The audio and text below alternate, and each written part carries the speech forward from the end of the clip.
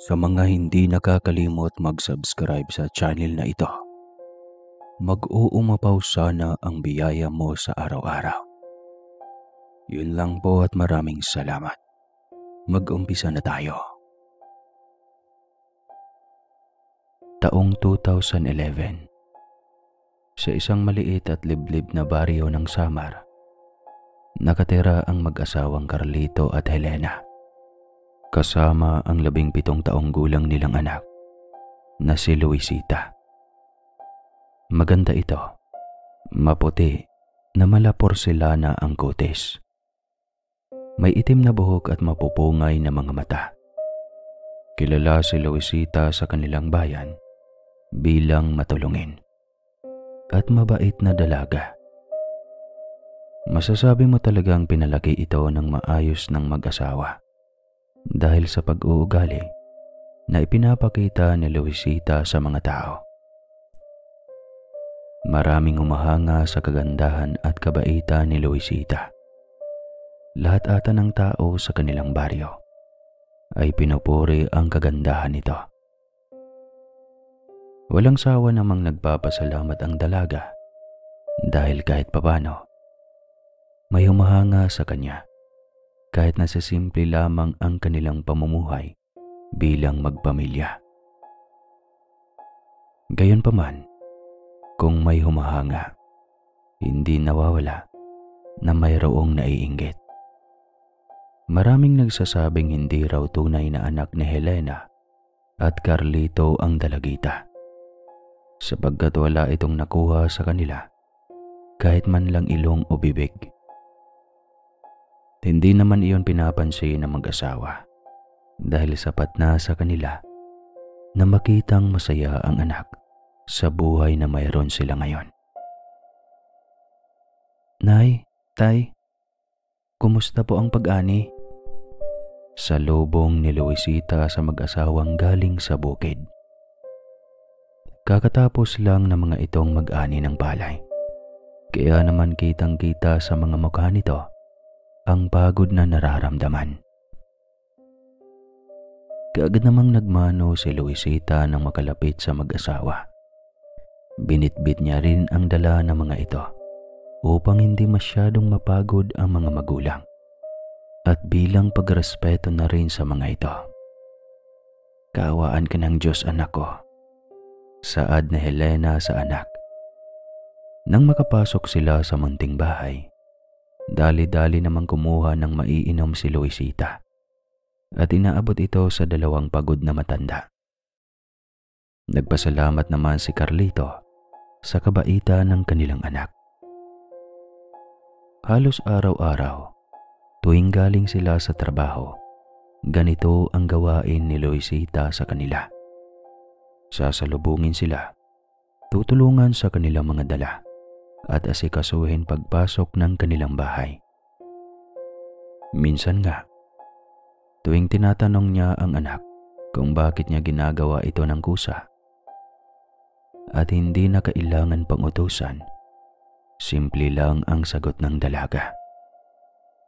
Gumagaan daw ang loob nitong tumulong, lalo na sa kanyang mga magulang.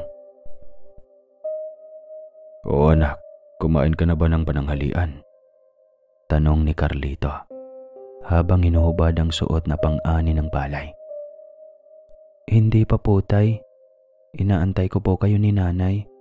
Huwag po kayong mag-alala. Kanina pa po ako nakasaing. Tsaka tapos na rin po ako sa pagluluto ng ulam natin. Mahabang sagot ni Luisita. Nagtingin na naman ang mag-asawa at ngumiti ng malawak.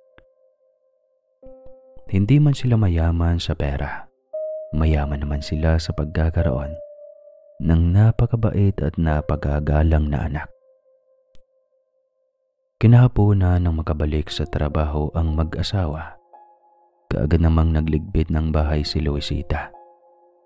Ayaw na ayaw niya kasi sa magkakalat at maruming paligid.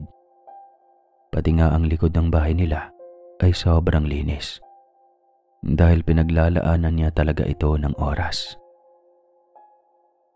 Sitsit! Napalabas naman kaagad ng bahay si Luisita nang marinig niya ang boses ng dalawa niyang kaibigan. "Oy, pasok kayo!" sigaw niya at inaya ang dalawang papasok ng munti nilang bahay. Kaagad namang pumasok ang dalawa na sina Faye at Tristan. Magpinsa na mga ito at ang tanging kaibigan ni Luisita sa kanilang baryo. "Grabe namang paglilinis yan si Chit. Halos abutin ka ng 1 oras dyan ah," pagbibiro ni Tristan. Napangiti naman si Luisita at kaagad na binigyan ng merienda ang dalawa. "Kaya nga, hindi ka na talaga nagbabago. Simula ng mga bata pa lang tayo, ganyan ka na. Parang inaalipan ka tuloy ni na Tita Helena rito." Sabat naman ni Faye, sabay subo ng binalatan niyang nilagang saging. Natawa naman ang dalaga sa mga biro ng dalawa niyang kaibigan. Hindi naman bago sa kanya ito. Sadyang natutuwa lang siya tuwing binibiro siya ng kanyang mga kaibigan. Pagkaramdam niya kasi, nakikita at pinapahalagahan ng mga ito ang ginagawa niya. "Hindi naman sa ganun. Mahal ko ang ginagawa ko. Tsaka dito lang kaya gumagaan ang loob ko kapag may ginagawa akong kabutihan." Sagot niya sa mga ito at ipinagpatuloy ang pagliligpit ng bahay. "Ay, ewan ko sa'yo si Chit. Bilisan mo na riyan at tayo'y gagayak na papunta ng ilog." Sagot ni Faye na siyang nakapagpatigil kay Luisita sa kanyang ginagawa. Ngayon niya lang kasi naalala na may pupuntahan pala silang magkakaibigan at hindi man lang siya nakapagpaalam sa kanyang mga magulang. "Hala!" Napabunghalit si Luisita. Nagulat din naman ng bahagya ang dalawa. Dali-daling lumapit ang dalaga sa dalawa niyang kaibigan at kinumpirma ito kung ngayon nga ba talaga sila aalis. "Oo nga, ngayon na tayo aalis, papuntang ilog. Bakit pa parang namomroblema ka?" tanong ni Tristan sa dalaga. Napapikit naman si Luisita at napakagat sa kanyang ibabang labi. "Hindi kasi ako nakapagpaalam sa mga magulang ko. Paano na to?" tanong ni Luisita sa dalawa. Nagtingin na naman si Tristan at Faye, sabay ngumiti na tila ba may binabalak. "Subukan mo kayang huwag magpaalam?" tanong ni Faye na siyang ikinanlaki ng mga mata ni Luisita. "Ha? Ayaw ko. Baka mapapagalitan ako ni nanay at tatay. Pwede bang kayo na lang ang pumunta sa ilog?" Sagot naman ni Luisita.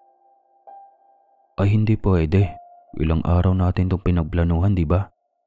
Tsaka puntahan na lang natin kaya si na tita. Doon ka na lang magpaalam.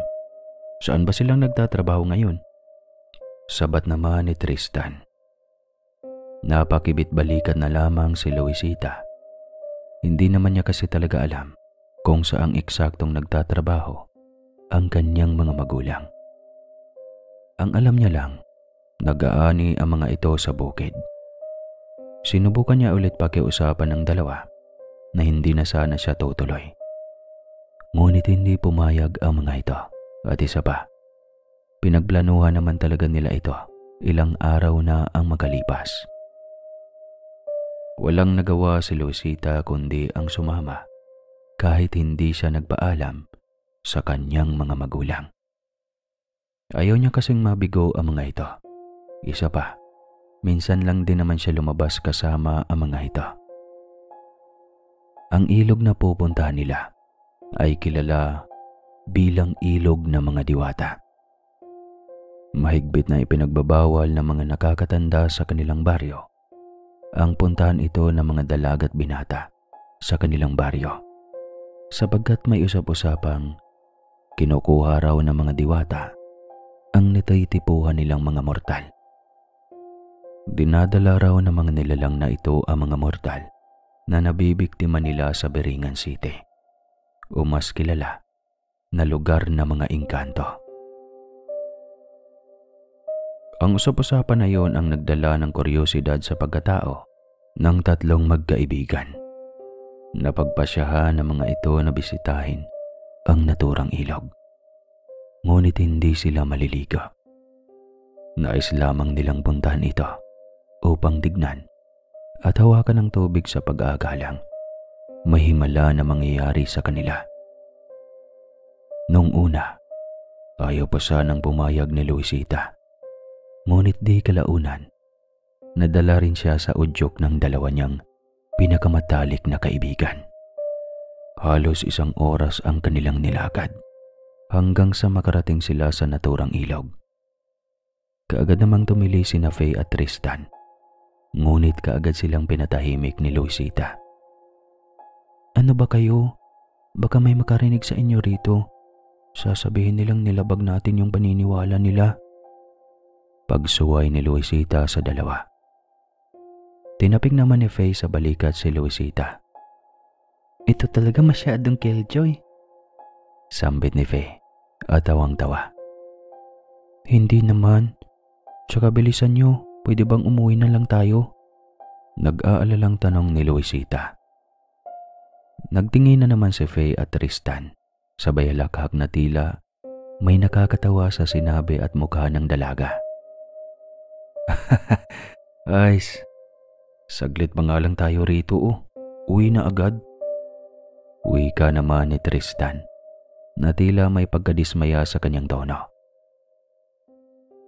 "Akala ko bibisitahin at titignan lang natin to Naguguluhan na tanong ni Luisita. Kaagad namang hinubad ni Faye ang kanyang damit at pantalon. Ganoon din si Tristan at sabay ang mga ito sa pagtalon sa ilog. Gulat na gulat si Luisita sa ginawa ng kanyang mga kaibigan. Akala niya kasi ay talagang bibisitahin lang nila ang naturang ilog. Hindi niya alam na maliligo pala ang mga ito nang walang pasabi sa kanya. Napasapo na lamang sa noo ang dalaga. Wala siyang magagawa kundi ang mag-intay sa mga ito na matapos upang makauwi na sila. Inaliw na lamang niya ang sarili sa paggawa ng kwintas mula sa mga bulaklak na nakukuha niya upang hindi siya mabagot sa pag-aantay sa mga ito. Habang abala ang dalaga sa paggawa ng kwintas galing sa bulaklak, naisipan ni Faye na isama sa nakakatuwang ginagawa nila ni Luisita. Nakatalikod kasi ang gawin ng dalaga sa kanila, kaya madali lamang hatakin si Luisita para mahulog ito sa tubig. Nang mapansin ni Tristan ang dahan-dahang paglapit ni Faye kay Luisita, nakuha na niya kaagad ang nais na gawin ng kaibigan, kaya naman napangiti rin siya. Samantalang tuwang-tuwa ang dalaga sapagkat malapit na niyang matapos ang kanyang ginagawa. Nang bigla siyang makaramdam ng 2 mga kamay ang tila yumakap sa kanyang likuran. Hindi pa siya nakapagsalita nang bigla siyang hinatak ng mga ito. Tumawa ng malakas sina Faye at Tristan nang tuluyang lumubog sa tubig si Luisita. Akala nila sasabay ito sa biro nila. Ngunit ilang minuto ang makalipas, walang Luisita ang umahon sa tubig. Nagtingin na naman sina Tristan at Faye bago sinisid ng binata ang tubig. Kahit anong tingin niya sa ilalim nito, wala ang katawan ni Luisita rito. Sobrang linaw kasi nito. "Nasaan na si Sitsit?" tanong ni Tristan. Wala namang maisagot si Faye dahil maski siya walang alam kung saan ito. Bumalik ulit sa pagsisid si Tristan sa pag-aakalang namamalikmata lang siya. Ngunit wala talaga ang katawan ni Luisita sa ilalim ng tubig. Doon na lamang nagpanik ang 2 magkaibigan. "Wala talaga si Luisita sa ilalim ng tubig. Nasaan siya?" sigaw ni Tristan. Sa kabilang banda, nagising naman ang dalagita dahil sa pagdampi ng masakit na sinag ng araw sa kanyang pisngi. Bumangon naman kaagad ang dalaga at inilibot ang kanyang paningin. Ang kaninang mga mapuno na paligid, napalitan ng matataas na building. Tore na halos umabot sa langit at mga sasakyan at daanan na may madilim na istruktura. Masasabi mo talagang napakamoderno ng lugar na ito dahil sa mga malamodernong disenyo ng mga building, mga daan, sasakyan at mga poste sa bawat daan. Sinubukang maglakad-lakad ni Luisita, ngunit wala siyang nakikita o nakakasalubong na mga tao. Tanging mga sasakyan sa himpapawid at mga sasakyan sa daan lamang ang kanyang nakikita. Nang malapitan niya ang malaki at mataas na tore, napakunot noo si Luisita dahil kakaibang simbolo o logo ang nakalagay sa ulo ng tore na makikita mo kahit saan ka magpunta sa lungsod na iyon. Ang simbolong ito ay isang kumikinang na pakpak at lungsod na may kulay na itim. Ngayon lamang nakita ni Luisita ito. Maski ang lungsod na kinatatayuan niya, ay ngayon lang din niya nakita sa buong buhay niya. Sa kabila, may malaking orasan na nakasabit sa malaki at mataas na building. Doon lang nakita ni Luisita na 6:00 na pala ng gabi. Ngunit tirik na tirik pa ang araw sa lugar na yon na siyang ipinagtataka niya. Maligayang pagdating sa aming kaharian, magandang binibini. Napaatras sa gulat si Luisita nang may biglang nagsalita. Doon lamang niya nakita ang isang napakagandang babae na may suot-suot na korona at kumikinang na damit na papalabas sa tore. May nakasunod rito na mga babaeng nakasuot na itim na maihahalin tulad sa suot ng mga pare noong panahon pa ni Dr. Jose Rizal. May suot-suot din silang korona, nagawa sa puting mga bulaklak na may kahawig sa sampagita. Magandang araw po. Maaari ko bang malaman kung nasaan ako? Magalang na tanong ni Luisita, ngunit lingid sa kanyang kaalaman. Reyna na mga engkantada ang kanyang kausap. Nandito ka sa kaharian namin na tinatawag na Biringan City. Dito makakalanghap ka ng sariwang hangin. Walang problema at kalungkutan dito. Hindi katulad sa kung saan ka nanggaling. Paliwanag ng babae. Napakunot noon naman si Luisita. Hindi niya makuha ang ibig sabihin ng kausap. Kaya naman napaharap na lamang siya sa malaking orasan. Nang bigla itong tumunog. 12:00 na ng hating gabi. Doon lang nakaramdam si Luisita na tila may kakaiba sa lugar na ito. Sobrang bilis ng oras, ngunit hindi nagbabago ang panahon nila rito. Nang muli siyang humarap sa babaeng kausap niya kanina, nagulat siya dahil nagbago ang anyo nito bilang isang nakakatakot na halimaw. Kaagad siya nitong sinunggaban, ngunit bigla na lamang nandilim ang paningin ng dalaga at hindi na niya alam ang sumunod na nangyari. Halos 1 buwan at 1 linggo na ang makalipas. Wala pa ring balita ang mag-asawang Carlito at Helena sa kanilang anak. Noong araw na nawala ito, isa sa kapitbahay nila ang nakapagsabi na isinama raw si Luisita ng kanyang 2 kaibigan. Ilang beses namang tinanong ng mag-asawa sina Faye at Tristan kung nasaan ang kanilang kaisa-isahang anak. Ngunit paulit-ulit naman ang sagot ng mga ito sa kanila na hindi nila alam.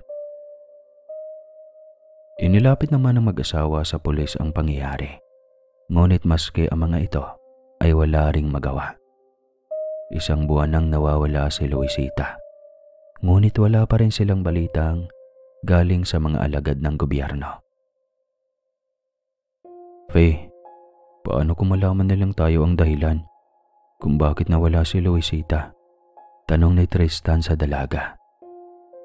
Napailing naman si Faye, ngunit kita sa mukha nito ang takot at pangamba. Ano ka ba, Tristan? Aaminin naman natin sa kanila eh. Wag na muna sa ngayon. Natatakot pa ako. Bulyaw ni Faye sa binata. Sa kabilang banda, napagpasyahan ni Helena na ilapit sa albularyo ang pagkawala ng kanyang anak. Pilit naman siyang pinipigilan ng asawa, ngunit pumipigla siya at kusang umaalis ng bahay patungo sa kilala niyang magaling na manggagamot. Hindi na niya matiis ang lungkot at takot sa pagkawala ni Luisita. Naniniwala kasi siyang hindi tao ang kumuha sa kanyang anak. Nang makarating siya sa liblib na lugar kung saan matatagpuan ang bahay ng kakilala niyang albularyo, sinalubong kaagad siya ng alaga nitong aso. Tinahulan siya nito ng tinahulan hanggang sa lumabas ang matandang lalaki na nasa edad 80 na. Tumango ito na siyang nakapagpatigil sa pagdahol ng aso. Doon lamang pumasok si Helena sa bahay ng matanda. Siya si Tandang Alcan, magaling na albularyo sa baryo ng Samar. Lahat ng nagpapagamot sa kanya ay gumagaling lang ng ilang araw, maliban sa mga sakit na doktor na ang kayang gumamot. Kilala si Tandang Alcan sa pagiging aswang hunter noong kapanahunan niya. Tumigil rin naman ito nang makakita siya ng kanyang tagapagmana. Nananatili lamang ito sa panggagamot ng taong nabiktima ng mga engkanto o malignong kasama nating naninirahan sa mundong ibabaw. Kaya tagal na ring hindi ka nakabisita rito, iha. Pagsisimula ni Tandang Alcan habang sinisindihan isa-isa ang mga kandila. Nabalitaan niyo naman ho siguro ang pagkawala ng aking anak, hindi ba, Tatang? Nais kong manghingi ng tulong sa inyo. Alam kong hindi siya kinuha ng normal na tao. Mahabang paliwanag na Helena. Hindi naman kaagad nakasagot si Tandang Alcan. Bagkus inahanda lamang nito ang kagamitan para sa gagawin nitong paghahanap kay Luisita. Sa mundo natin, maaaring tayong umibig sa isang immortal nang hindi natin nalalaman. Panimula ni Tandang Alcan. Nagsalubong naman ang kilay ni Helena. Hindi alam ng ginang kung ano ang nais na iparating ng matanda. Tandang Alcan, maawa ka naman. Sabihin mo na kung nasaan ang aking anak. Pagmamakaawa niya rito. Halos lumuhod na siya sa matanda. Ngunit hindi man lang siya tinapunan ng tingin ni Tandang Alcan. Sa mundo ng mga immortal, kaya nilang manlinlang na mga mortal na katulad natin. Kaya nila tayong sumpain, kuhanan ng anak, at bigyan ng kamalasan na dadalhin natin habang buhay. Dugtong pa ulit ng matanda. Napalunok naman ng laway si Helena. Pakiramdam niya kada salita na binibitawan ni Tandang Alcan ay tila may ibig sabihin na hindi pa niya nalalaman sa buong buhay niya. Pero alam mo ba kung ano ang mas nakakahindak? Doon lamang siya tinapunan ni Tandang Alcan ng tingin. Tingin na tila may nais iparating. Kung ang mortal at immortal ay nagsanib buwersa para lukuhin at linlangin ang isa pang mortal. Wika pa ulit ng matanda. Tila gumapang ang takot sa buong katawan ni Helena. Nais niyang tanungin kung ano ang ibig sabihin ng matanda. Ngunit pakiramdam niya ay may pumipigil sa kanyang bibig na magsalita. Kinuha naman ni Tandang Alcan ang malaking mangkok na inihanda niya kanina. May laman itong isang gabang tubig at dahon ng bayabas. Yumukod ang matanda at nagsalita ng ibang lingwahe na tila isang orasyon bago ito sumilip sa malaking mangkok. Pumikit ka, utos ni Tandang Alcan kay Helena. Ginawa naman ito ng ginang at pagmulat niya ng kanyang mga mata, nakasilip na rin siya sa malaking mangkok. Doon nakita nilang dalawa kung saan matatagpuan si Luisita. Nakabalik na ang dalaga mula sa mundo ng beringan. Kasalukuyan na itong nasa gitna ng kagubatan at kakahuyan. Walang malay itong nakahiga sa ilalim ng puno ng malaking balete. Napaatras naman sa gulat si Helena at dali-daling tumayo upang puntahan ang anak. Ngunit kaagad siyang pinigilan ni Tandang Alkan. Hindi pa kasi ito tapos sa pagpapaliwanag sa ginang. Kailangan ko nang puntahan si Luisita. Bulyaw ni Helena sa matanda. Umiling naman si Tandang Alkan. Sandali, hindi pa ako tapos. Kinuha ng engkanto ang anak mo habang naliligo sila sa ilog ng mga diwata. Hindi ba't pinagbabawalan na ng mga tao na taga rito sa baryo natin na pumunta at maligo roon? Nagtatangkang tanong ni Tandang Alkan sa ginang. Napakunot noon naman si Helena. Ano? Hindi magagawa yan ng anak ko. Mahigpit kong pinagbabawal sa kanya ang pumunta roon. Pagtatanggol ni Helena sa dalaga. Minsan, nakakamatay ang kuryosidad, Helena. Halika, puntahan natin ang anak mo. Sambit ni Tandang Alkan. Dali-dali naman silang tumungo kung saan matatagpuan si Luisita. Nang makarating sila roon, hindi nga nagkamali ang matanda. Doon natagpuan nila ang walang malay na katawan ng dalaga. Kaagad namang pinuntahan ni Helena ang anak at niyakap niya ito ng mahigpit sa pag-aakalang wala na itong buhay. Ngunit kinumpirma ni Tandang Alkan na wala lamang malay si Luisita. Pero tumitibok pa rin ang pulso nito. Maya-maya pa nagising na rin ang dalaga at natagpuan ng sariling niyayakap ang kanyang ina. Nang mapagtanto niyang nakabalik na siya, kaagad na rin namang niyakap ni Luisita ang ina. Anak ko, saan ka ba nanggaling? Umiiyak na tanong ni Helena. Kumalas naman sa pagkakayakap si Luisita at sinimulang ikwento ang nangyari sa ina.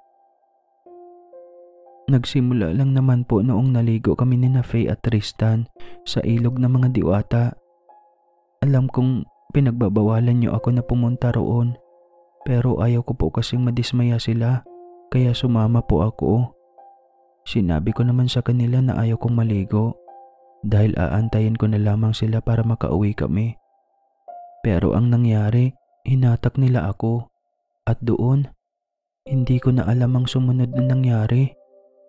Nagising na lang ako na nasa isang kakaibang lugar na ako. Pagkukwento ni Luisita sa ina. Kakaibang lugar, iha. Maaari mo bang ilahad sa amin kung anong klaseng lugar ang napuntahan mo? Tanong ni Tandang Alkan. Parang nasa ibang bansa po ako. Maraming matataas na building, sasakyan at daan na may kulay itim.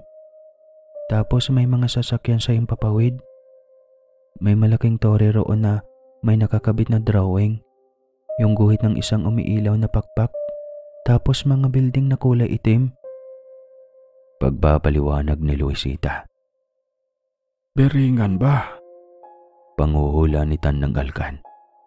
Doon lamang naalala ni Luisita ang sinabi ng halimaw na umatake at kumakausap sa kanya. Opo, beringan nga. May halimaw doon na kumausap sa akin.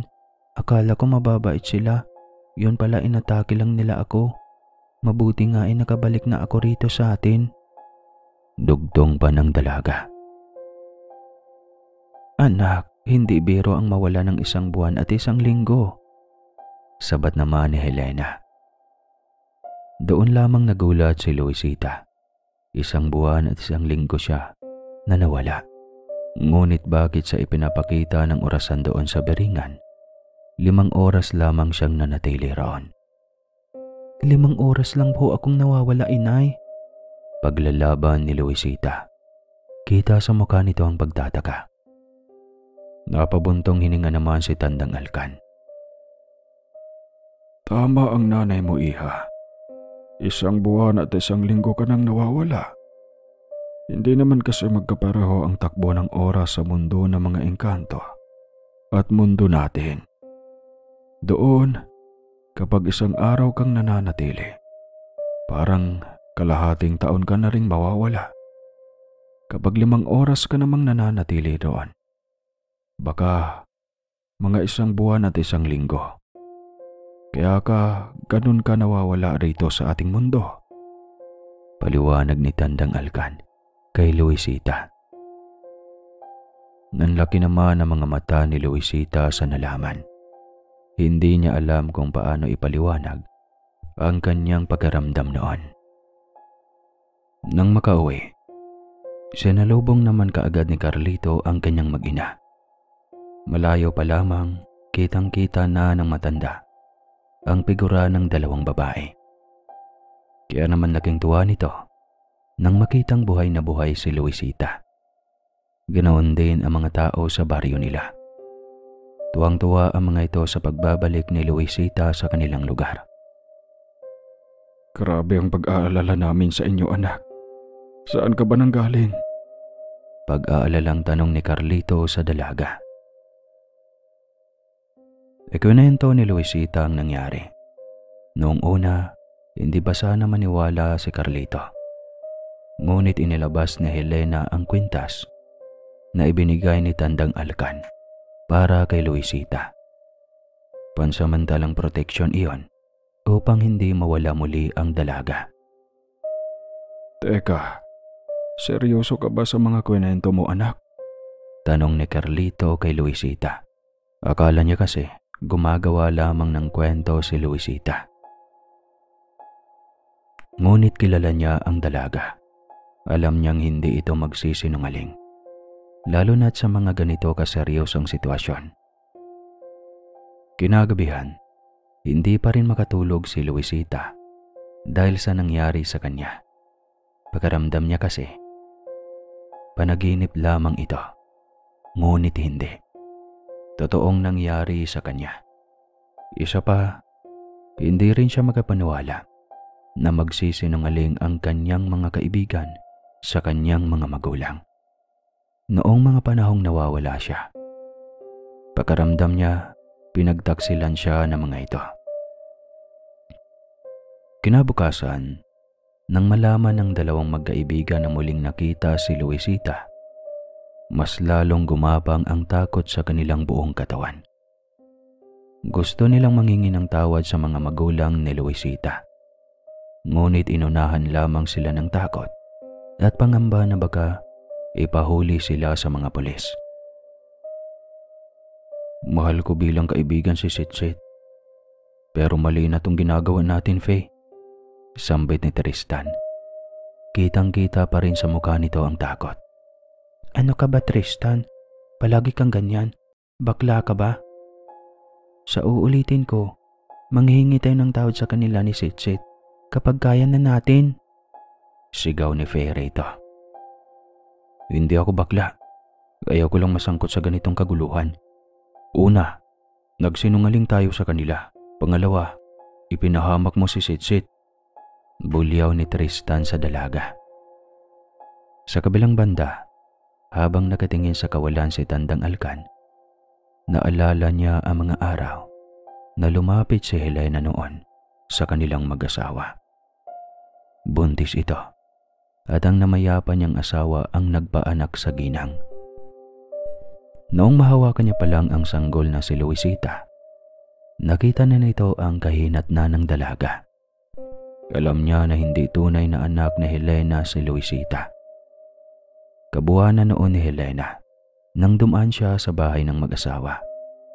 Kitang-kita ng 2 niyang mga mata ang pagpasok ng matangkad na babaeng kasing kinang ng bituin sa munting bahay ng mga ito. Sinundan niya ang naturang babae at sumilip sa maliit na butas. Doon kitang-kita mismo ng mga mata niya ang paghalik ni Carlito sa babae. Kita niya rin ang tila tattoo nito sa noo. isang hugis pakpak na may lungsod at kulay itim. Doon lamang nakumpirma ng matanda na diwata ito ng biringan. Matapos halikan ni Carlito ang babae, tumayo ito sa harapan ng natutulog na si Helena. Hinawakan ng mahigpit ng babae ang tiyan ng ginang at doon, napadaing sa sakit si Helena. Inalalaya naman kaagad ni Carlito ang asawa habang humihiyaw lamang sa sakit si Helena. Ngunit, alam nitong hindi pa siya manganganak. Doon kitang-kita niya kung paano lumabas sa mga palad ng kumikinang na babae ang isang butil papasok sa tiyan ni Helena. Dali-dali namang umuwi si Tandang Alkan at kaagad itong ikwento sa kanyang asawa. Noong araw na lumabas sa sinapupunan ni Helena ang sanggol na si Luisita, doon lamang napagtantuan ng mag-asawa na patay na ang totoong sanggol na dinadala ni Helena. Nasama kasi ang patay na fetus ng isa pang sanggol sa paglabas ng bata. Kaya sa madaling salita, si Luisita ay anak talaga ng babaeng diwata at ni Carlito.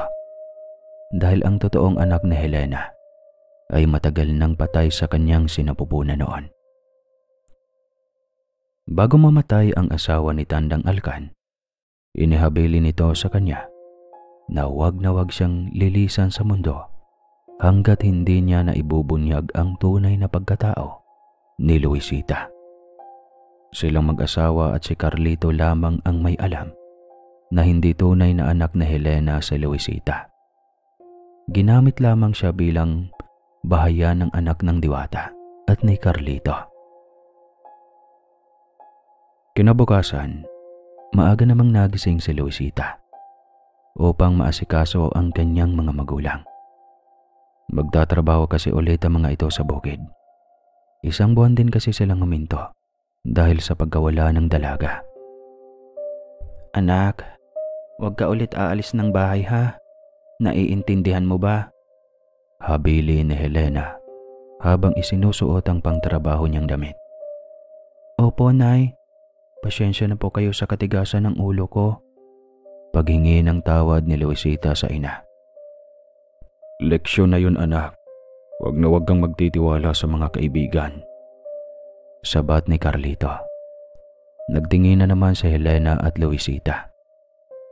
Tumango-tango na lamang ang dalaga bago inabot ang pagkain na binalot niya sa tela. Nang makaalis ang mga magulang, napabuntong hininga ang dalaga bago nagsimulang maglinis. Nangako siya sa kanyang sarili na hinding-hindi muli siya magtitiwala sa mga tinatawag niya na kaibigan. Ngayon niya lang din kasi naranasan ang traidorin ng mga taong pinagkakatiwalaan niya. Ngayon lang din niya naramdaman na sobrang bigat nito tuwing naaalala niya ang ginagawa sa kanya ng mga ito. Samantala, halos itinulak na ni Tristan si Faye papasok sa gate ng bahay ni na Luisita. Gate na kawayan lamang. Ngayon kasi nila napagdesisyonan na manghingi ng tawad sa dalaga. Gusto man nila manghingi ng tawad sa mga magulang nito, ngunit alam nilang hindi sila patatawarin ng dalawang matanda. Napatingin naman sa labas si Luisita nang makita niyang may dalawang figura ng tao. Kaagad siyang lumabas at hindi nga siya nagkakamali. "Anong ginagawa niyo rito?" Walang emosyong tanong ni Luisita sa dalawa. Lumapit siya sa mga ito, ngunit hindi niya sila pinagbuksan ng gate. "Seth, pasensya ka na sa nangyari nung nakaraan. Nais lang namin manghingi ng tawad sa ginawa namin sa iyo." Pagsisimula ni Tristan, samantalang si Faye naman ay nakayuko lamang. Napalunok ng sariling laway si Luisita. Gusto niyang magalit sa mga ito, ngunit hindi niya kaya dahil mahal niya ang dalawang bilang kaibigan. Sila lamang ang naging kaibigan niya simula noong mga bata pa sila. "Hindi ko pa alam. tanging lumalabas sa bibig ng dalaga. Napatango-tango na lamang si Tristan at akmang aalis na nang biglang lumuhod si Faye. Humagulgol ito at nangakong hinding-hindi na niya uulitin ang ginawa niya sa dalaga. Ilang minuto naman siyang tinitiga ni Luisita. Gusto ng dalaga na wag itong pansinin.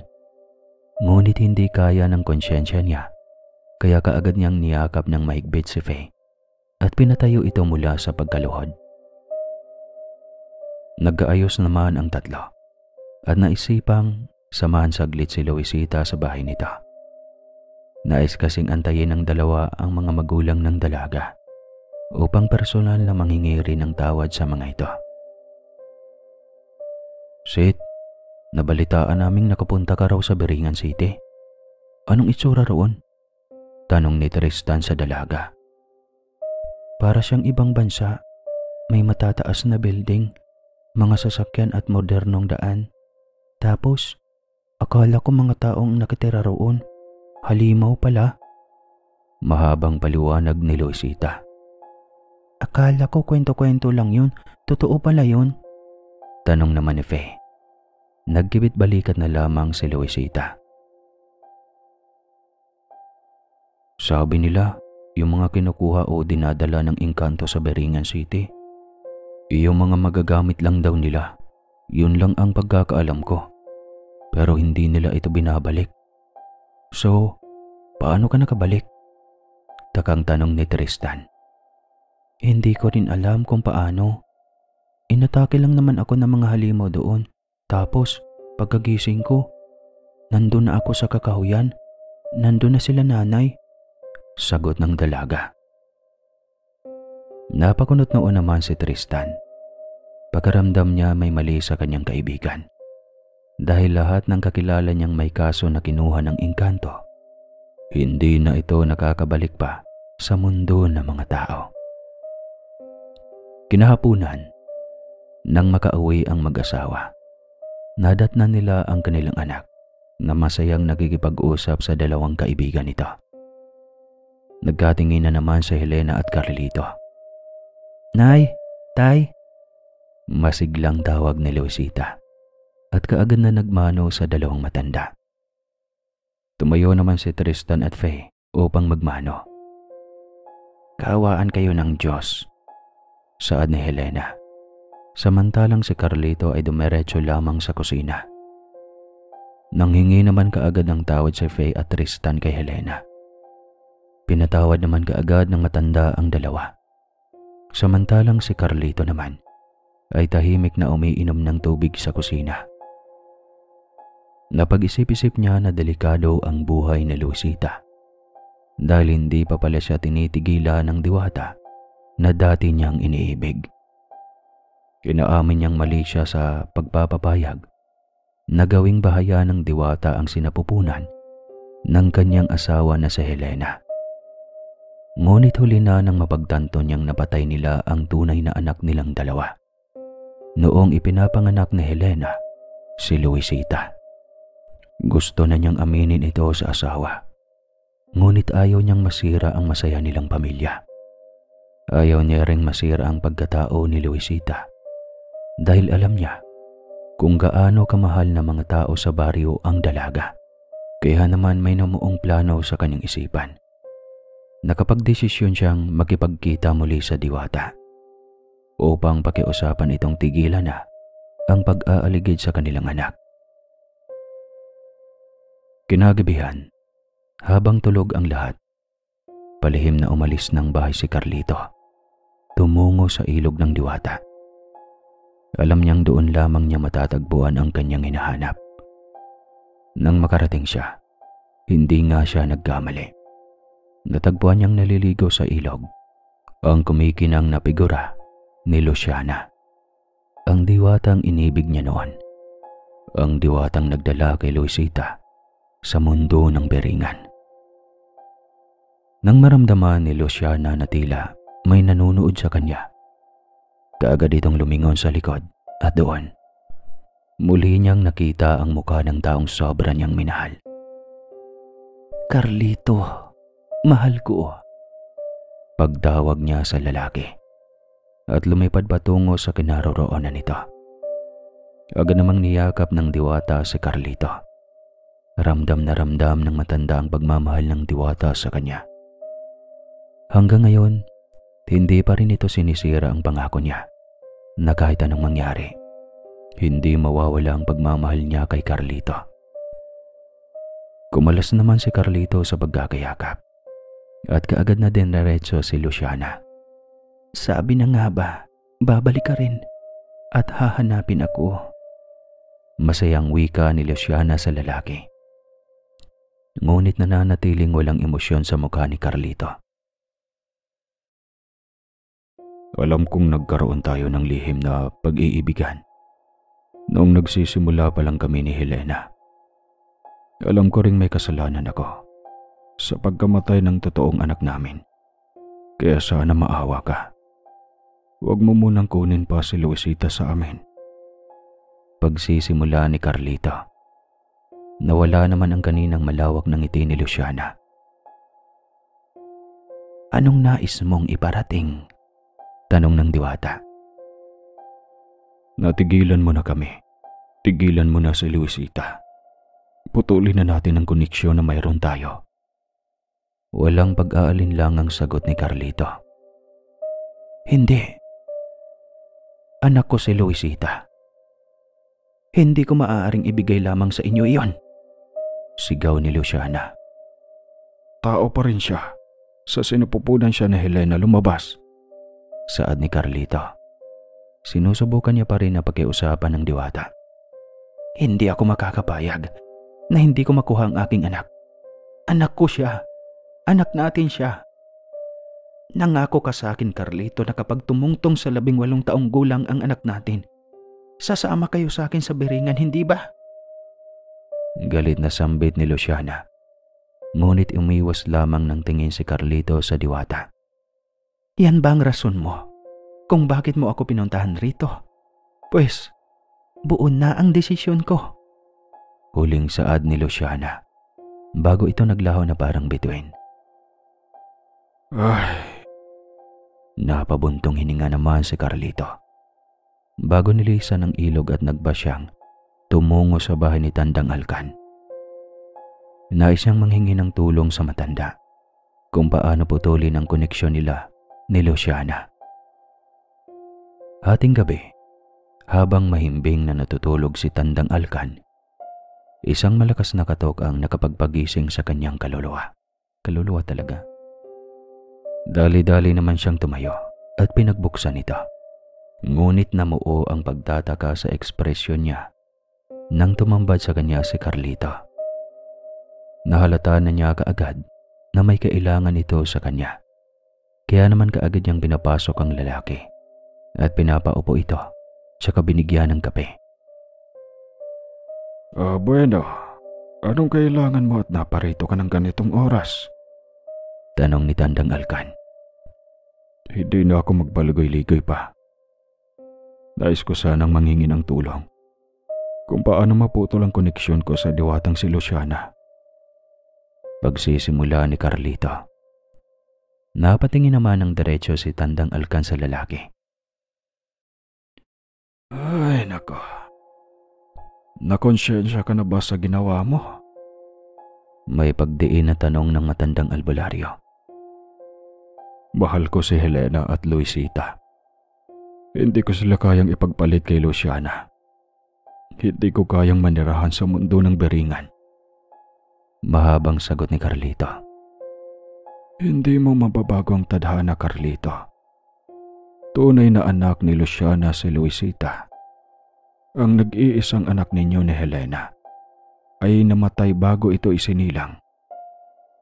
Kasabay itong lumabas sa sanggol na si Luisita. Paliwanag ni Tandang Alcan. Laman at dugo namin ni Helena si Luisita.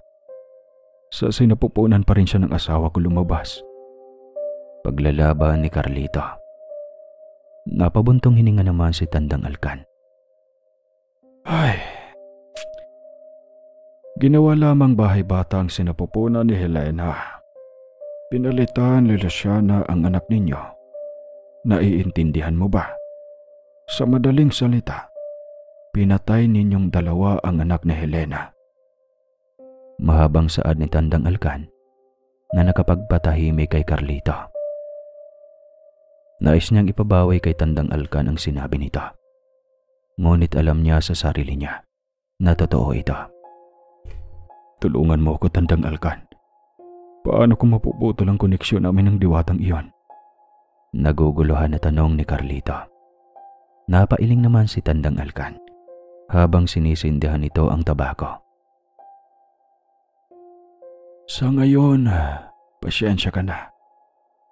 Wala akong maitutulong dyan. Tanging si Luisita ang anak ninyo ang makakatulong sa inyo. Maaari ka nang umalis. Tanging sinagot ng matanda kay Carlito. Halos mabaliw sa kakaisip ang lalaki. Ngunit iyon ang sinabi ni Tandang Alkan. Hindi niya alam kung paano maaamin kaagad kay Luisita ang tunay nitong pagkatao sapagkat tumatakbo ang panahon. Malapit nang tumungtong sa 18 taong gulang ang dalagita. Kinabukasan, maaga pa lang gising na ang dalagita. Nagpaalam siya sa kanyang mga magulang na kukuha lamang siya ng gulay sa bukid.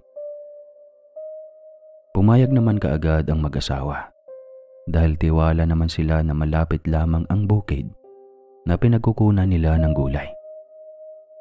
Mag-iingat ka anak ha, habilin ni Helena. Ngumiti naman si Luisita at nagpasalamat sa ina. Habang tinatakang daan patungong bukid, napakunot noo ang dalagita nang mapansing papasok na siya sa hindi pamilyar na kakahuyan. Sa pagkakaalam niya kasi, hindi na siya dadaan pa sa kagubatan kapag patungo siya sa bukid na kukuhanan niya ng gulay. Ngunit mas pinili niyang magpatuloy na lamang sa pag-aakalang nag-iba lamang ang daanan. Habang naglalakad, isang kaluskos ang nakapagpatigil kay Luisita. Pakaramdam niya kasi, parang may sumusunod sa kanya na kung ano. Kaya naman dali-dali siyang naglakad. Ngunit nakapagtataka dahil tila mas lalong lumalayo ang kanyang dinadaanan. Kanina pa kasi siya naglalakad at hindi pa rin siya nakakarating sa kanyang destinasyon. Akmang babalik na siya upang umuwi at huwag na lang ipagpatuloy ang kanyang pangunguha ng gulay. Nang isang daing ang kanyang narinig. Daing na parang naipit na tao. Kaagad naman niyang sinundan ang pinanggagalingan ng tunog hanggang sa dinala siya ng kanyang mga paa sa isang babaeng naipit ang paa sa nakatumbang puno. Mabilis niya itong tinulungan. Buong persa niyang tinulak ang katawan ng puno na nakaipit sa paa ng babae. Sa kanyang pagpupursige, nagtagumpay din naman siya sa pagtanggal nito. Kaagad niya namang tinignan ang paa ng babae. Nagkasugat po ang paa ninyo, wika ni Luisita. Oo nga, maaari mo ba akong tulungan? Patungo sana ako ng bayan kaso nagkayaon na naipit ako sa puno na ito. Sambit ng babae. Hindi naman nagtakaon nagdalawang isip si Luisita at kaagad na inalalayang tumayo ang babae. Lingid sa kaalaman ni Luisita, isang ngiti ang gumuhit sa labi ng babae. Wala siyang kaalam-alam na ang tinulungan niyang babae ay walang iba kundi si Luciana na nagpapanggap bilang tao para lamang makalapit sa kanyang anak at kay Carlito. Samantalang napakunot noon naman si Helena at Carlito nang matanaw nila si Luisita. Nagtaka rin ang mag-asawa dahil may kasamang babae ang anak pagbalik nito. Nang makalapit na sila sa bakuran, kaagad dinulungan ng mag-asawa ang anak na mag-alalay sa babaeng tinulungan ng dalaga. Kaagad silang pumasok sa bahay at dali-daling pinaupo ang babae sa upuan. Bago ito ginamot ni Helena. Tinanong naman ni Carlito kung paano niya natagpuan ang babae. Kwento naman ni Luisita ang nangyari. Kaya kahit nakakapagtaka, tumango-tango na lamang si Carlito. Saglit lang, kukuha lamang ako ng tubig para makuhaan ko ng dumi ang paa mo, sambit ni Helena. Anak, Luisita, halika sumama ka kay nanay, tulungan mo ko. Pag-aya ni Helena sa dalaga. Nagtingin na naman si Carlito at Luisita. Ngunit sininyasan lamang siya ng ama na sumama. Nang makarating silang mag-ina sa kusina, kaagad namang kinausap ni Helena ang anak. Anak, hindi masamang tumulong. Pero bakit mo siya dinala rito sa bahay natin? Tanong ni Helena sa anak. Nay, naawa po ako sa kanya. Wala naman pong ibang tutulong sa kanya roon maliban sa akin. Ayaw ko naman po siyang iwan doon. Paliwanag ni Luisita sa ina. Napabuntong hininga na lamang si Helena. Wala naman siyang magagawa sa kabutihan ng anak. Hindi niya rin ito masisisi dahil siya ang nagpalaki kay Luisita bilang matulunging bata. Likas na rito ang tumulong sa kapwa-tao. Samantala, akmang iiwan na ni Carlito ang babaeng tinulungan ng anak niya nang bigla siyang hawakan ito sa braso na siyang ikinagulat ng lalaki. Malapit na tayong magsama bilang isang masayang pamilya sa aking kaharian. Nanlaki naman ang mga mata ni Carlito. Nang unti-unting lumitaw ang mukha ni Luciana sa babae. Hindi siya makapagsalita at makagalaw. Tanging pagkurap lamang ng mga mata ang kaya niyang gawin nun. Nakalimutan niyang kayang magpalit ng anyo ng diwata bilang isang tao. Nang makabalik sa Helena at Luisita, nadatnan nilang nakatayo lamang si Carlito habang nakatingin sa babaeng tinulungan ng kanilang anak. Kaagad namang nilapitan ni Luisita ang kanyang tatay. Doon lamang bumalik sa realidad si Carlito. Kaagad namang lumabas ang matandang lalaki na siyang ipinagtataka ng mag-ina. Nga pala, anong pangalan mo, iha? Tanong ni Helena sa babae. Louie po. Ako si Louie. Sa kabilang baryo pa ako nakatira. Pagpapakilala ng babae. Ako naman si Helena. Siya si Luisita, ang kaisa-isahan kong anak. Pagpapakilala ni Helena.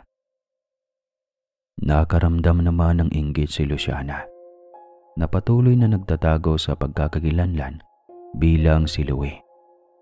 Naiinggit siya dahil imbis na siya ang magkaroon ng masayang pamilya, si Helena ang umagaw noon para sa kanya. Salamat ho sa tulong ninyo. Aalis na po ako. Pagpapaalam ni Louie at tumayo ito. Pilit naman siyang pinigilan ni Luisita. Ngunit tinanggihan ni Louie na manatili siya sa bahay ng pamilya. Sigurado ka bang kaya mo nang maglakad? Tanong ni Helena nang makalabas na ang babae sa gate. Oho, salamat sa pag-aasikaso sa akin. Pagpapasalamat ni Louie. Nagpaalam naman kaagad siya sa mag-ina at dali-daling umalis kahit na paika-ika pa ang kanyang mga paa. Nang makumpirma niyang hindi na siya nakikita ni na Helena, kaagad na inayos ni Luciana o Louie ang kanyang paglalakad. At nang makapasok siya sa kagubatan, agad siyang bumalik sa anyo niya. Tila mahihirapan siya sa pagkuha sa kanyang anak dahil pagkaramdam niya, napamahal na ang dalaga sa ginang. Kahit anong mangyari, kukunin ko ang anak ko. Wika niya sa sarili bago tuluyang naglaho. Nang makabalik siya sa kanilang kaharian, sinalubong naman kaagad siya ng kanyang mga alagad. Tinanong siya nito kung nasundo na ba niya ang susunod nilang reyna. Ngunit hindi na lamang sila pinansin ni Luciana.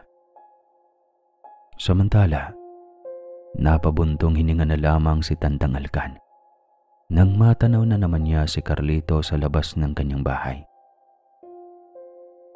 Nilabas naman niya ito at kaagad na nilapitan.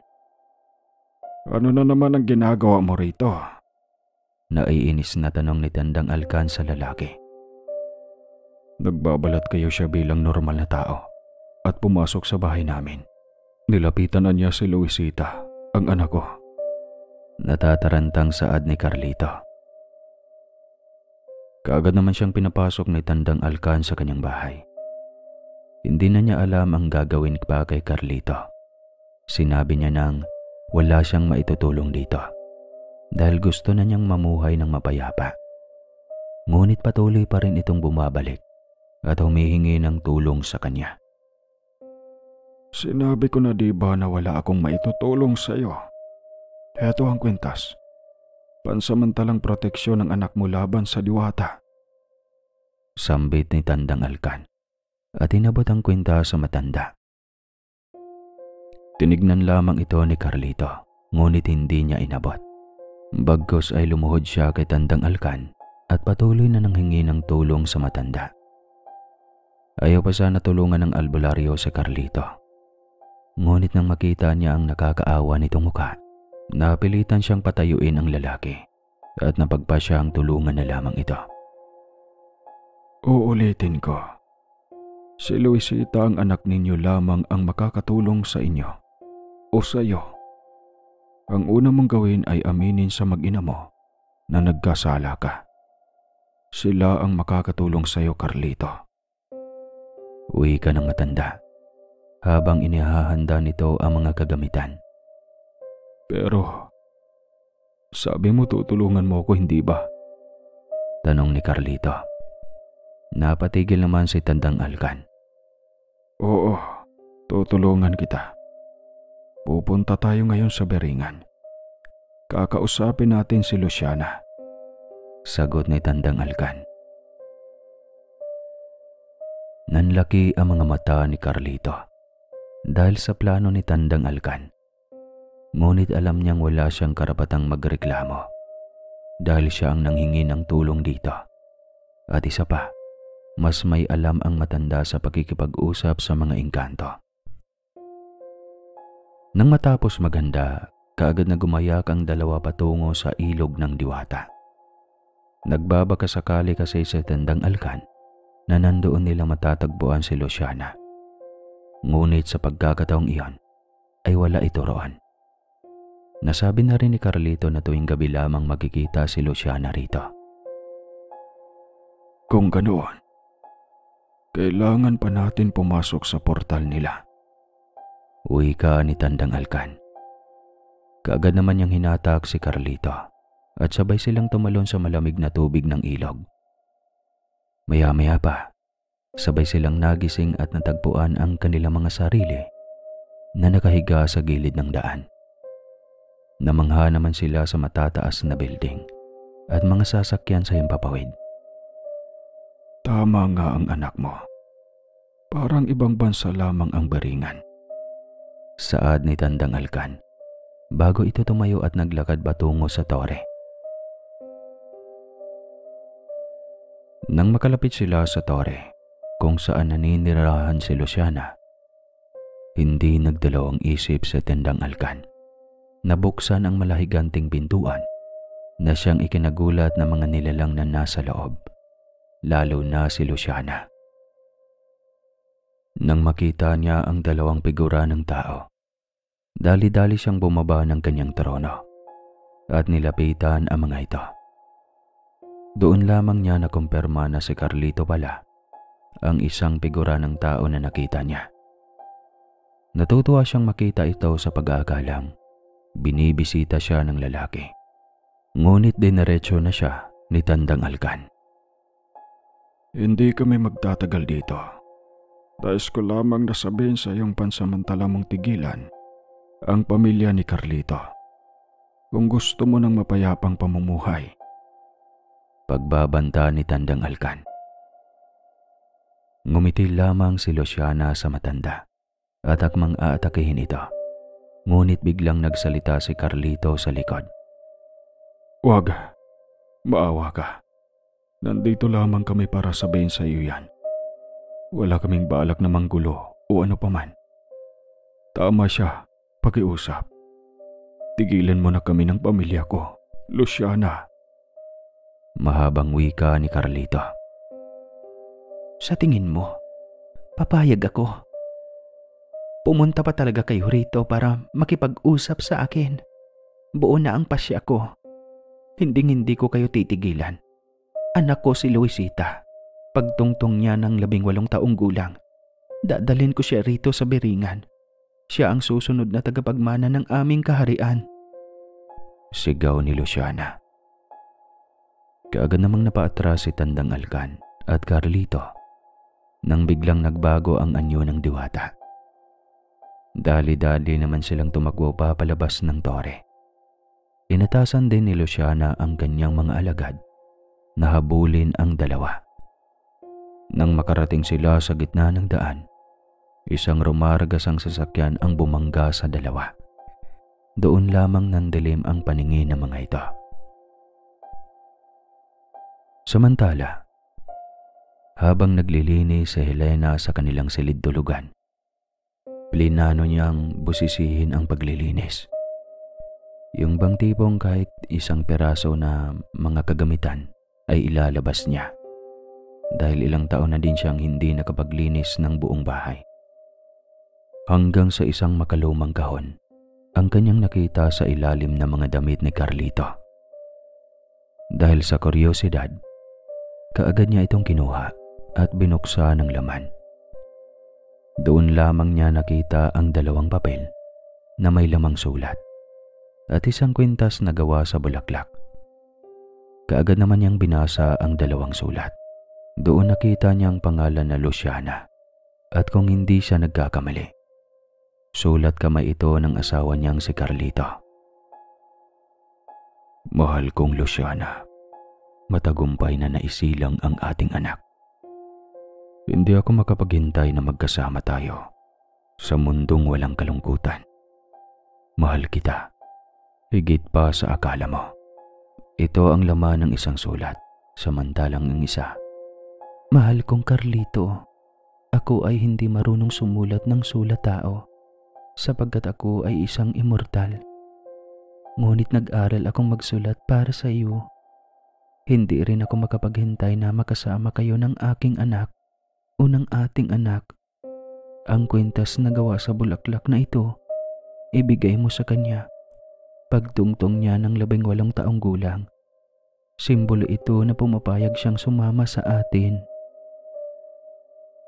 Napatakip ng bibig si Helena nang mabasa ang 2 sulat na yon. Hindi niya alam kung maniniwala siya rito. Ngunit pakiramdam niya, tila may tinatago ang kanyang asawa na si Carlito. Pinigilan naman niya ang kanyang pagiging emosyon at dali-dali niyang binalik ang mga sulat at bulaklak sa kahon bago ito tinago sa ilalim ng kanyang unan. Nais niyang kumprontahin ang asawa pag-uwi nito. Nang mapansin ni Luisita na tila natagalan ang ina sa silid, kaagad niya itong pinuntahan at doon nakita niyang tulala ang ginang habang nakatingin sa labas ng bintana. Kitang-kita niya sa mga mata nito ang lungkot na hindi niya alam ang rason. Nilapitan naman niya ang ina at tinanong kaagad ito. Ngunit hindi siya pinansin ng ginang at tumayo lamang ito papalabas ng silid bago tinuloy ang natirang gawain sa bahay. Makalipas ang 2 araw, nakauwi na rin si Carlito sa kanilang bahay. Nang makita siya ni Luisita, kaagad niyang sinalubong ang ama at nagmano rito. Ngunit si Helena ay nananatili lamang sa pintuan ng bahay. Matalim na nakatitig sa asawa. Nang tuluyan na silang makapasok sa loob, hindi na nagbaligoy-ligoy pa ang ginang na tanungin si Carlito tungkol sa kahon. Pumasok siya sa silid at inilapag sa harap ng lalaki ang naturang kahon. Nagulat naman ang bahagya ito, lalo na si Luisita. Anong ibig sabihin yan? Malamig na tanong ni Helena sa asawa. Helen, hindi ko alam kung kanino yan. Hindi pa natapos magsalita si Carlito nang biglang kinuha ulit ni Helena ang kahon at saka ito ibinuo sa harap ng mag-ama. Doon nalaglag ang 2 sulat kasama ang kwintas na gawa sa bulaklak. Nanlaki naman ang mga mata ni Carlito dahil tuluyang nakita ni Helena ang tinatago niyang sulat nila ni Luciana noon. Nais niya pa sana itong sunugin ngayong araw, ngunit nauna na ang kanyang asawa sa kanya. Sino ang immortal na yan, Carlito? Hindi ko alam kung ano ang ibig ninyong sabihin dyan. Kung totoo ba siyang immortal. Pero, bakit kayo may anak? Doon lamang sumigaw sa galit si Helena dahil sa bugso ng damdaming nakaraan pa niya pinipigilan. Bahagya namang nagulat si Luisita sa nangyayari noon sa kanyang mga magulang. Napayoko na lamang si Carlito sa hiya at takot. Nay, Tay, ano bang nangyayari? Natatarantang tanong ng dalagita. Carlito, sagutin mo naman ako. Sigaw ni Helena. Doon lamang naglakas loob si Carlito na magsalita. Napagtanto niyang ito na siguro ang araw na maaayos na ang kanyang pamilya. Ito na ang araw na dapat sabihin na niya ang sekreto niya sa kanyang mag-ina. Tama lahat ng nabasa mo.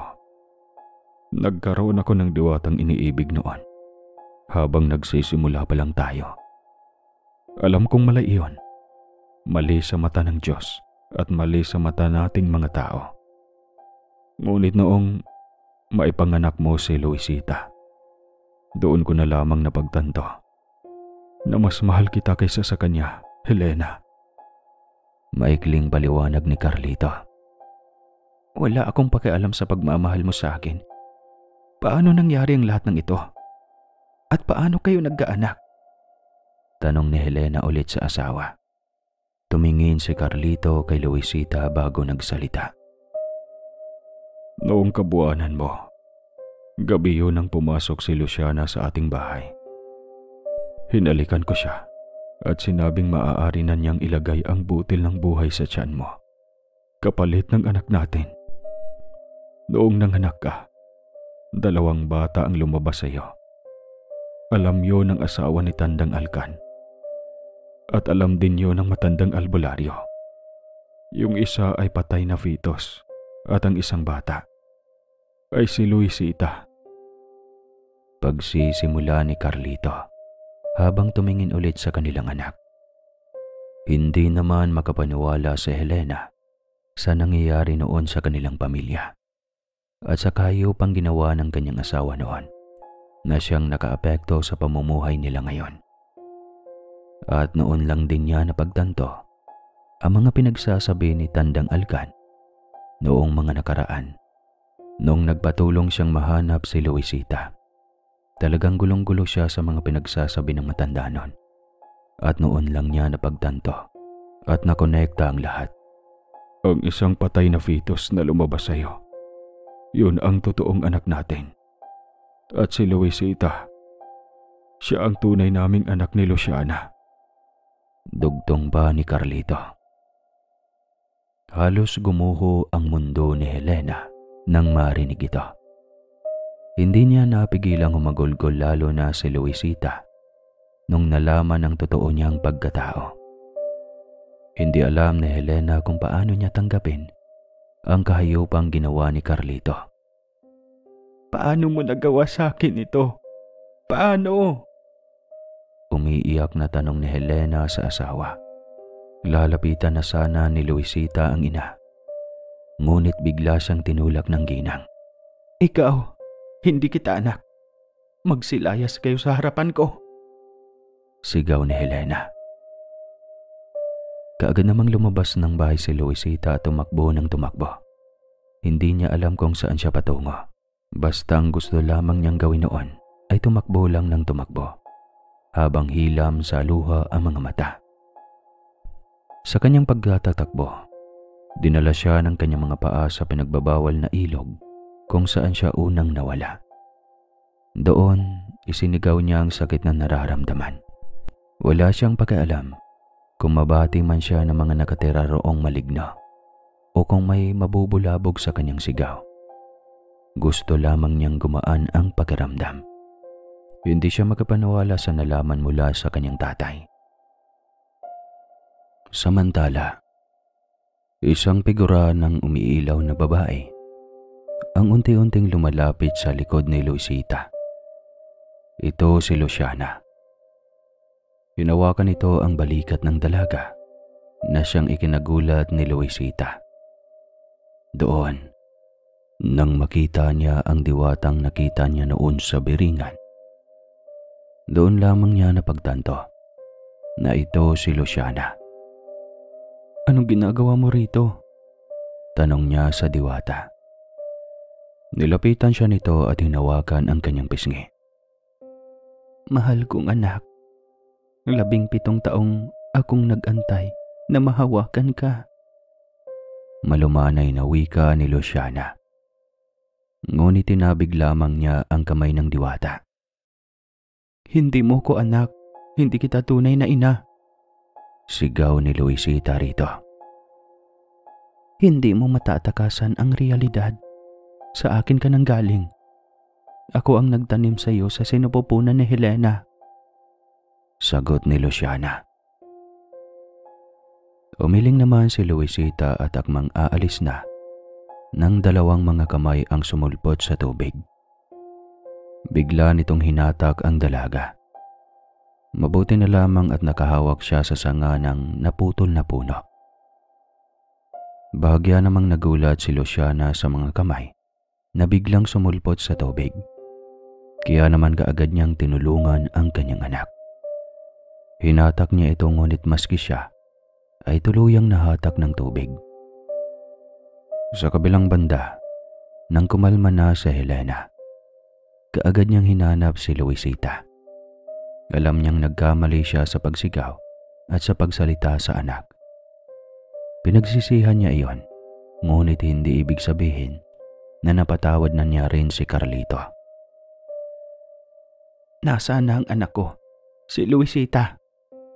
galit na tanong ni Helena sa lalaki. "Umalis siya. Hindi ko na nasundan dahil mas kailangan mo ng tulong," tanging sagot ni Carlito. Ngunit sinampal lamang siya ni Helena. "Kahit kailan, napaka-irresponsable mong ama at asawa," sigaw ni Helena sa kanya. At kaagad itong lumabas ng bahay upang hanapin ang anak. Samantalang nang magising si Luisita at Luciana, pareha silang nakatali sa mahigpit na sanga ng puno. Pinapalibutan din sila ng matatalim na tinik at bakal upang hindi sila makawala. "Anong nangyari?" tanong ni Luisita sa diwata. "Hindi ko alam. Ngunit tila may isang kalaban ang dumakip sa atin," sagot ni Luciana. Nang biglang isang pamilyar na figura ang lumabas sa dilim. Walang iba, kundi si Tandang Alkan. May hawak itong patalim habang hinahasa ito sa bato. Laking gulat naman ni Luisita sa nasaksihan. Ang matandang ito ay isa sa mga taong pinagkatiwalaan ng kanyang mga magulang. "Mabuti at gising na ang 2 hapunan ng aking mga alaga." Malamig na wika ni Tandang Alkan. "Paano mo nagawa to sa mga magulang ko?" tanong ni Luisita. Sa kabilang banda naman, nang hindi matagpuan ng mag-asawa ang anak, dali-dali silang tumungo sa bahay ni Tandang Alkan. Kaagad naman nila itong kinatok, ngunit aso lamang ang sumalubong sa kanila. Tumahol ang aso habang paalis ito, kaya naman kaagad nilang sinundan ang hayop. Nang makarating sila sa isang napakalaking puno, kaagad namang umalis ang aso na parang hinatid lamang sila nito. Doon kusang nagbukas ang nakatagong pintuan ng naturang kahoy.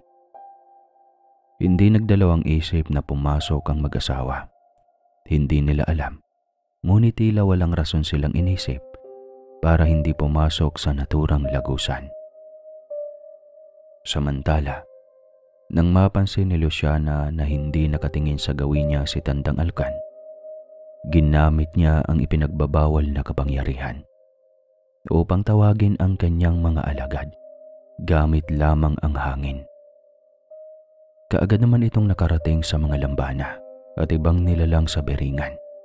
Nang marating din ni Carlito at Helena ang liwanag kung saan nandoon si Tandang Alkan, bigla namang may pumigil na hangin sa mag-asawa. Bigla na lamang silang napatigil at napasilip sa doon nakita nila si Tandang Alkan na kinakausap si Luisita at Luciana na nakatali sa mga sanga ng puno. Nanlaki naman ang mga mata ng dalawang mag-asawa. Nais nilang tulungan ang anak, ngunit hindi sila makagalaw sa kanilang kinatatayuan. Maya-maya pa, nakarinig naman ng kalabog si Tandang Alkan sa labas. Dali-dali naman siyang umalis sa kanyang pwesto. Dahil sa kadiliman, hindi nito nakita ang mag-asawang nagtatago sa dilim. Nang makaalis ang matanda, kaagad na nilapitan ni Carlito at Helena ang dalawa. Tinulungan nila itong tanggalin ang tali. Akmang magtatanong na sana si Helena kung ano ang nangyayari nang biglang magsalita si Tandang Alkan sa likuran nila. Mabuti at nagsama-sama na rin kayo. Isahang pagpaslang na lang. Pagbabanta ng matanda. Bakit mo ginagawa to? Pinagkatiwalaan ka namin ng lubos. Sigaw ni Helena sa matanda. Matagal ko nang alam na kapag nag-alay ako para sa kampo ng kadiliman, hindi pala nila ako pababayaan. Bibigyan nila ako ng magandang buhay at maraming kayamanan. Hindi na ako isang albularyo lamang. Wika ni Tandang Alkan. Nagtingin na naman ang apat. Hindi nila alam kung ano ang ibig sabihin ng matanda. Hinayaan mong ikaw ay pasukin ng kadiliman? Tanong ni Luciana. Manahimik ka! Sigaw naman ni Tandang Alkan. Pinagkatiwalaan ka namin ng lubos, Tandang. Bakit mo nagawa sa amin ito? Tanong ni Carlito. Humalakak lamang ang matanda at akmang aatakihin na ng mga ito ng isang maliit na mga bana ang sunod-sunod na tumama sa batok ni Tandang Alkan. Galing ito sa mga lambana na alagad ni Luciana. Dala nila ang korona ng diwata. Kaagad naman itong sinuot ni Luciana at isang nakakasilaw na liwanag ang lumamon sa kanilang lahat. Nang matagumpay nang maisuot ni Luciana ang korona, kaagad namang tumayo si Tandang Alkan mula sa pagkadapa at kaagad na nagbanggit ng Latin. Isang orasyon na tumatawag sa kadiliman. Hindi naman kaagad siya binigo nito. Sunod-sunod na nagsilabasan ang mga maligno at iba pang itim na elementong handang pumatay. Ako na ang bahala rito. Lumabas na lang kayo. Utos ni Luciana. Kaagad namang hinatak ni Carlito ang mag-ina. Ngunit tila ayaw pang sumama ng katawan ni Luisita. Habang tinitignan niya si Luciana na naghahanda kasama ang kanyang mga alagad sa pagkikipaglaban, biglang lumambot ang kanyang puso at kusang bumitaw sa hawak ng kanyang mga magulang. Ano ka ba, anak? Halika na bago pa tayo madamay dito. Sigaw ni Helena. Hindi, Nay. Mauna mo na kayo. Kahit anong mangyari, nanay ko pa rin naman siya. Kayong dalawa ang pinakamamahal kong ina. Wika ni Luisita at kaagad na tumakbo patungo kay Luciana. Nagulat naman ang diwata sa ginawa ng dalaga. Itinaas ni Luisita ang kanyang dalawang mga kamay at sunod-sunod na gumuho ang malaking puno. Dumilim rin ang buong kalangitan. Nagbabadya ng malakas na pagulan. Kasunod nun, ang sunod-sunod na kidlat. Nang tuluyan ng magharap ang tatlo, humalakhak naman sa tuwa si Tandang Alkan habang pinaglalaruan ng patalim sa kanyang mga kamay. Kaagad naman niyang inutusan ang kanyang mga alagad na sugurin ang dalawa. Sunod-sunod namang nagsiatake ang mga alagad ni Luciana at alagad ni Tandang Alkan, habang si Luisita naman ay palihim na gumagawa ng pag-atake sa matanda. Lumuhod sa lupa at pumikit. Nagulat naman ang lahat nang makita ang sunod-sunod na sangang lumapit kay Luisita. Kasunod noon, ang pag-ilaw ng kanyang katawan at dalawang mga mata. Nagulat naman si Tandang Alkan, ngunit hindi siya nagpatinag dito. Bagkus, inutusan niya ang kanyang mga alagad na atakihin ang mga magulang ni Luisita. Umaksyon naman kaagad si Luciana at dali-daling hinarangan ang mga nilalang hanggang sa maubos niya ang mga ito. Samantalang si Luisita naman ay patuloy na nakikipaglaban kay Tandang Alkan. Habang abala sa pagkikipaglaban, isang itim na maligno ang nakakuha ng pagkakataon upang pasukin ang katawan ni Helena. Matagumpay nitong nagawa at ginamit ang katawan ng ginang upang umatake kay Luisita. Nagulat naman ang dalaga, ngunit hindi niya kayang saktan ng ina. Kaya naman nakagawa siya ng paraan na itali si Helena sa mga sanga at mga baging na nakapalibot. Hindi naman nakawala ang ginang. Akala nila doon na matatapos, ngunit hindi napansin ni Luciana ang pagtapo ng malakas ni Tandang Alkan nang patalim sa likuran ni Luisita. Samantala, tila nag-slow motion ang lahat ng pangyayari sa paningin ni Carlito.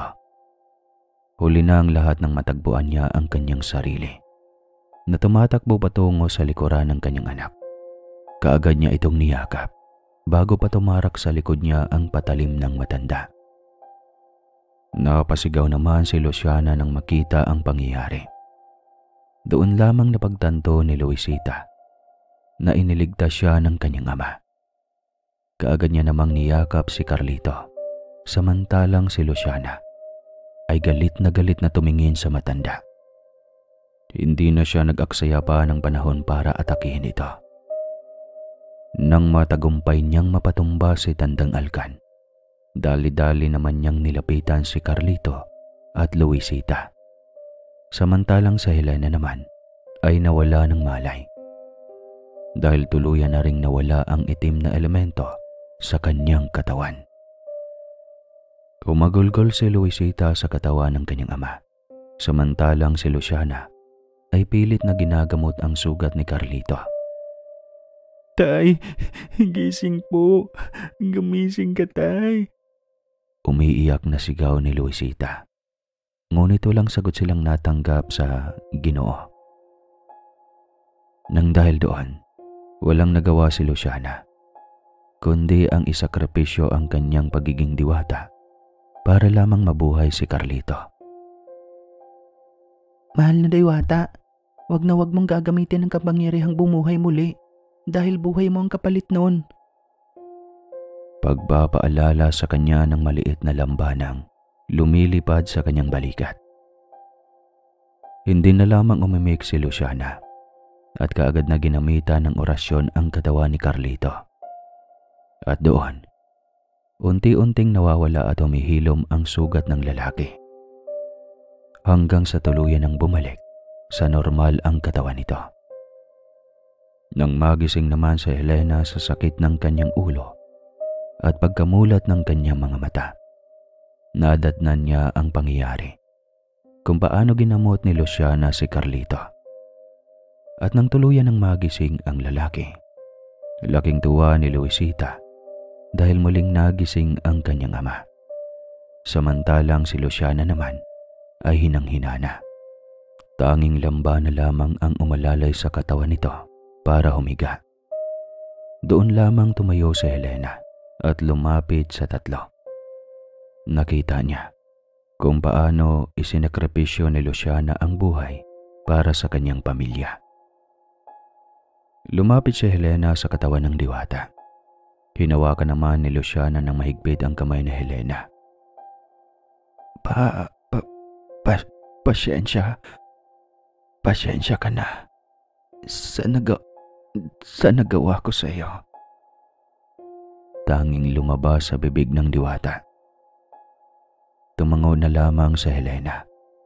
Itinaas ni Luciana ang palad niya at doon lumitaw ang kwintas na may hugis korona. Inihabilin nito sa ginang nakapagtumungtong sa 18 taong gulang si Luisita. Siya na ang magmamana sa kaharian nila sa Beringan na kanyang pinangangalagaan noong nabubuhay pa siya.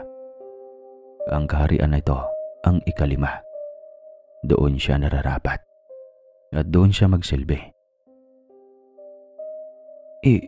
Ipangako mo sa akin. Ipangako mo na papayagan mo ang anak natin na mangalaga sa mundo ng Beringan sa kaharian namin. Sambit na Luciana. Tumango lamang si Helena at doon binawian sa mga kamay niya ang diwata. Lahat ng lambana at alagad ng diwata ay lumapit sa kanyang labi at tuluyan nila itong dinala pabalik sa Beringan. Makalipas ang ilang buwan, sa taong 2012, January 8, ipinagdiwang ng pamilya at ng mga kaibigan ni Luisita ang kanyang 18 taon. Tuwang-tuwa naman ang dalaga dahil kompleto na ang pamilya niya, maliban kay Luciana. Maligayang kaarawan, anak. Maligayang kaarawan, anak. Pagbati ng dalawa niyang mga magulang. Nagpasalamat naman kaagad si Luisita sa mga ito. Nang tumingin siya sa labas ng bintana, isang pamilyar na figura ang nagpakita sa kanya. Nakangiti itong nakatingin sa kanya. Lumawak naman ang ngiti ni Luisita at kaagad na tumakbo patungo sa babae. Mama Luciana! Sigaw niya at niyakap ang diwata. Niyakap din siya kaagad nito. Maligayang kaarawan, anak. Pagbati ni Luciana. Salamat. Maraming salamat sa lahat ng ginawa mo para sa amin, ma. Pagpapasalamat ng dalaga sa diwata. Handa ka na bang mangalaga sa mga nasasakupan natin sa kaharian natin sa Beringan? Tanong ni Luciana sa dalaga. Tumingin lamang si Luisita sa kanyang mga magulang.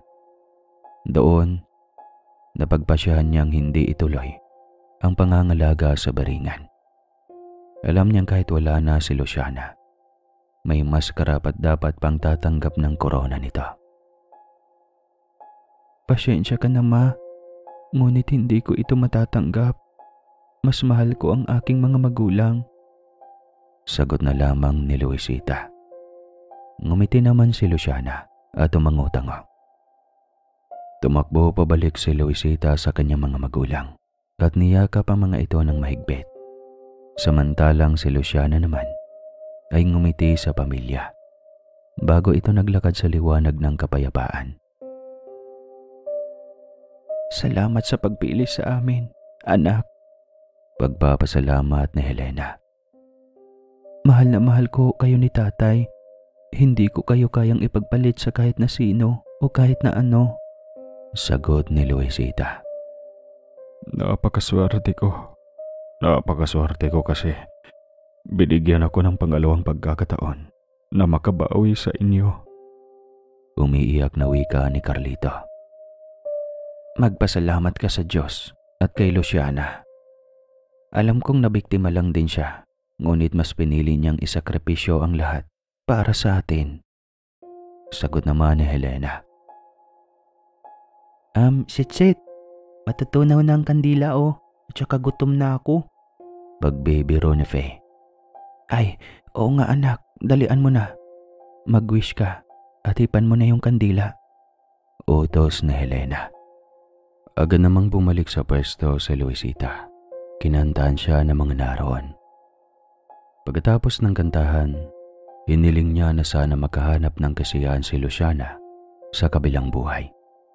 At sana maging maganda na ang takbo ng buhay ng kanilang pamilya simula noon.